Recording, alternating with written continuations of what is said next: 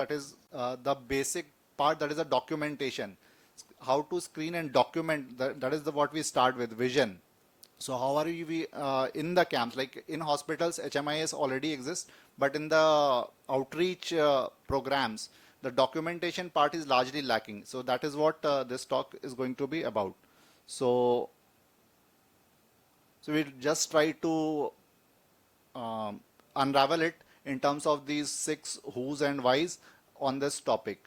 So as Sir already mentioned, the SMART technique, by what we mean is a socially engaging, manageable, archivable, reliable, and tech-enabled.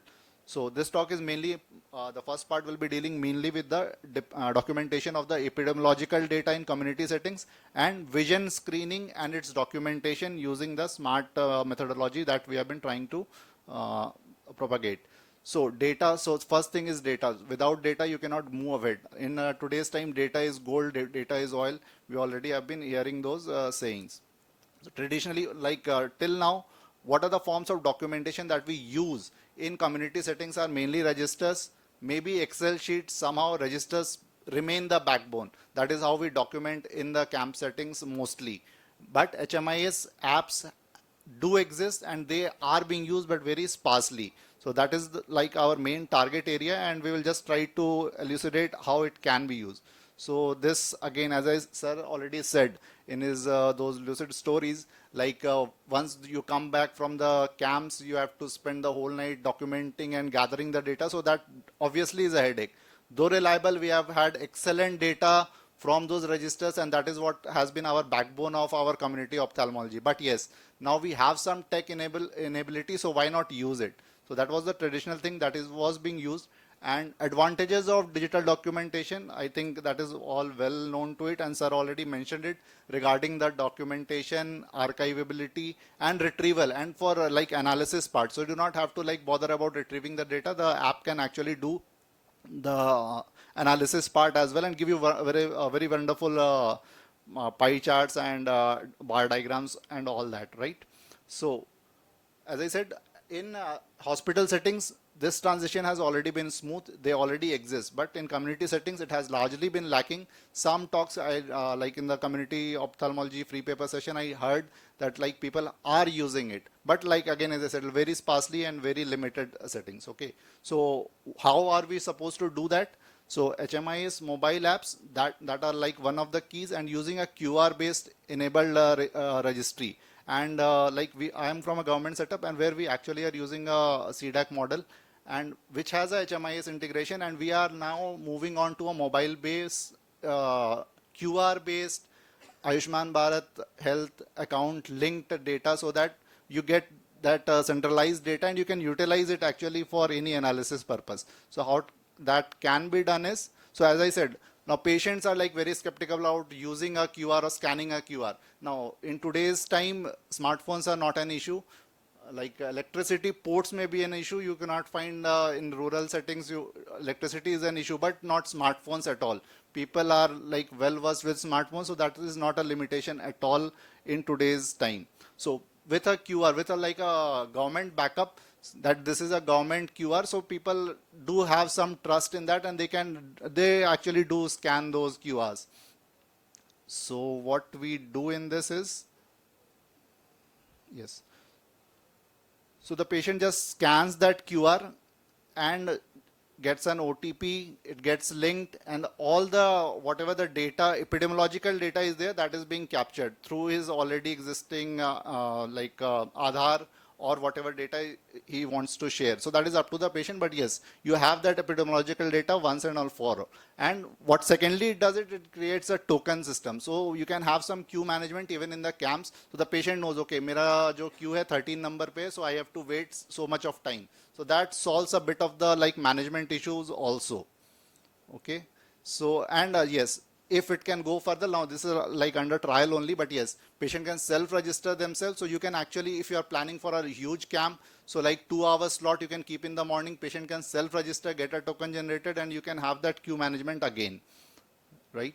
So that is the workflow for the patient and for doctors, how they can proceed with it. Now, what I said was retrievable and analyzable data. So it gives you wonderful analysis of whatever you want.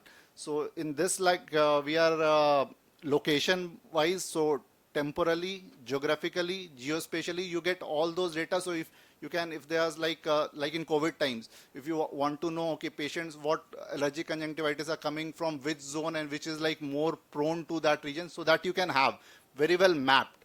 So, and also disease wise graphs can be mapped. So this one is like for individual specialities, but we can have it mapped even for diseases. So those bar diagrams can be in the form of like what is for allergic conjunctivitis, what is for cataract, what is for glaucoma. So you get all that data, so you do not have to like spend time and your brain over that. The app will actually be providing you that. That can be a good research tool as well. So as I said, geospatial mapping, and from region and disease wise, you can get those data very easily. So, and like for epidemics, that is like a very wonderful tools to recognize those hotspots, and you can target them. And even like for a certain disease, like if you get to see, okay, diabetic retinopathy is zone se zyada aa raha hai. So you can put your efforts towards that zone accordingly and channel your resources accordingly. So now coming to the second part of this, that was the data documentation for the screening, for the outreach purposes. Second part is like the vision screening. So how do we document it? So we definitely do a vision screening. As sir said, 3 meters rope leke hum karte the, and we used to document. So that is still handy and definitely the backbone again. But we can modify it, and this is like one thing that we have been doing since last October, World Sight Day. So this is the app, which is a WHO app they came up with, and this is a wonderful tool. So we have been doing with since October with all our camps, be it school camps, be it rural camps, be it diabetic retinopathy, be it glaucoma screening. So we use only this app, but yes, we are also parallelly doing a comparative study with the traditional vision documentation. It's a very simple app using the mobile.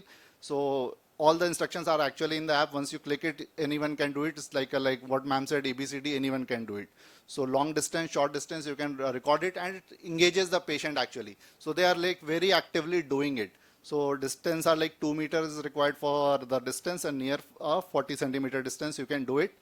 Full illumination, e-tumbling charts will be there, and that has got like a bracketing effect also, like in perimetry. So if the patient stops, says, okay, I'm not able to decipher what that line is, so actually it will go back to 2 steps further, again come back to 2 steps down, and finally reach a threshold. Okay, so this is your visual acuity. So the chances of error are actually very low with this modality. So this is like our third year MBBS students. We have been like, they just introduced the app to them and they were like very interested. Yes sir, we will be doing that. And so we did it in the camps. These were some CRPF personnel for the presbyopic screening. So in presbyopia, actually, they do it themselves. So that is very engaging. So they find it very interesting, and they cooperate very well. So be it rural children, women, or any now schools. So these are our nursing officers and residents. So simultaneously, they have the mobile, distance are set, and they are able to do that very easily.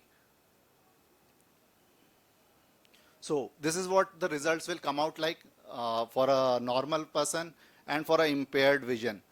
And this has got like a lot of significance. That is what I have seen, especially in the schools.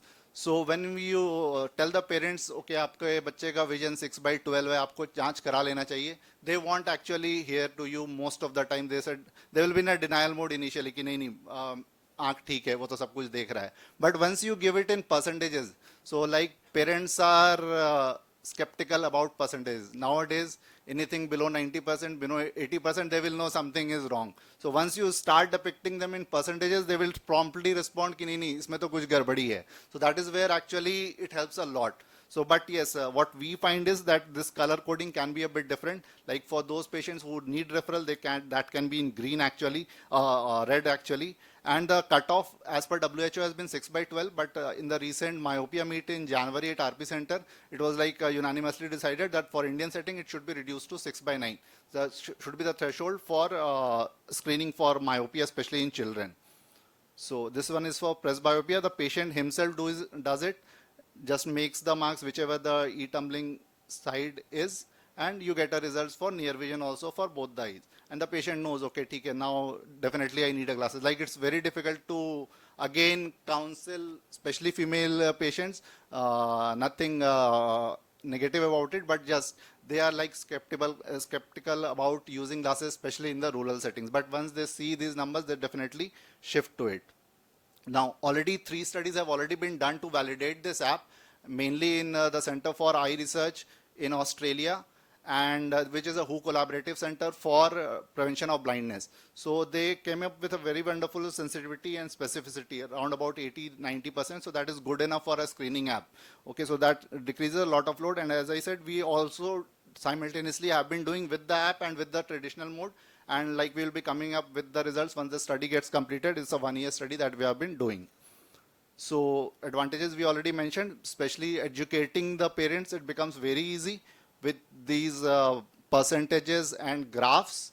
And since the patient is actually participating and engaging actively, it becomes very good activity. So now this is like one like off the smart thing, but yes, this again we found very useful for myopia screening in children. So we place a Snellen, we placed a, this is like one of the schools where we screen 100 children on a day. So we placed a Snellens along with the WHO Eyes app. We also placed a Snellens just beside the blackboard, and we have asked the school to just let it remain there. So whenever the child is like on the last bench, so this is the methodology that we ask the teachers to follow. So student coming on the last bench should read it, and if he is unable to see the 6:9 line, he should be reporting it. Or self-reporting can also be done by the children actually. So if they are unable to say that, they will definitely promptly report. And since it's a rotation-wise sitting, so all the students actually get screened within a month. So that can actually be done, and that can come with a very good early screening of myopia for the children. So take-home message is vision screening and documentation can be smart. Smart by smart, we already showed what we mean by that smart thing, and WHO eyes, and but similar apps can be like modified for the Indian settings, and that would be a boon. So like, and HMIS compliant apps. So that is one thing. HMIS compliant apps are required for Indian eye settings. Make in India apps will do wonderful wonders for us, but there are hurdles. Again, as Sir said, initial setup cost is a bit of an issue, but in this actually it's not a cost at all as far as screening is concerned. The app part, the HMIS app part, that may be a bit costly. Being in government setup, like we do not have to worry about it, but yes, some initial investment definitely it will be entailing. So training equipment, now these are like very minor things, but yeah, the major part where the hurdle lies is the last part, the cross-talking of the app and integration. So what we showed is the documentation on a HMIS and documentation of vision. But these images to be incorporated in the HMIS, that is still the gray zone that has to be cracked, and that is what we have been trying to do with the CDAC team. So that is one thing, the gray zone that once it get resolved, so actually in the HMIS you will be getting all those images incorporated in the app itself. कि इसका इतना percentage loss and all those. So presently what we are doing is we are storing those screenshots and then educating the patients, children and patients regarding that. So that is, I think, the main hurdle for this implementation on a wider scale. So yes, I definitely acknowledge it, this presentation to my patients, colleagues, residents, sir, my MBBS and nursing students, and my nursing officers who actually cooperated a lot in making these presentations. So